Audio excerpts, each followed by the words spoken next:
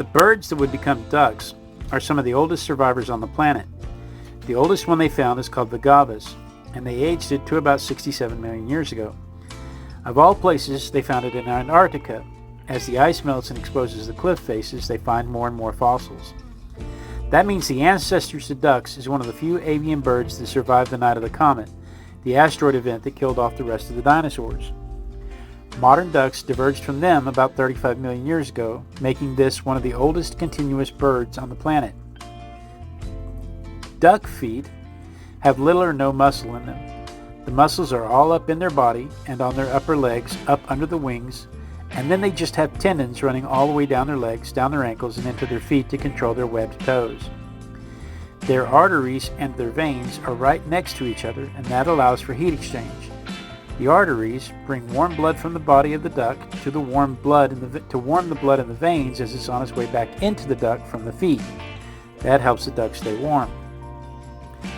Ducks also have a nictating membrane in their eye, that clear eyelid that closes horizontally. It allows them to shut an eye while they swim underwater or fly, to still see but not have debris or water get in their eyes. Humans have a remnant of a nictating membrane, just a tiny remnant, in the corner of our eye. We domesticated ducks in China around 500 BC.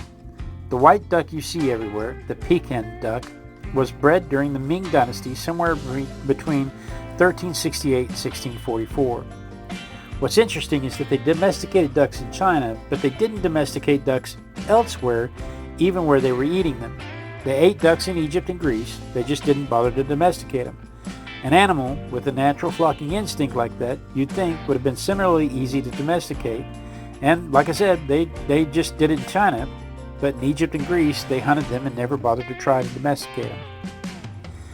In 1873, 1 drake and 3 hens were brought into Long Island, New York.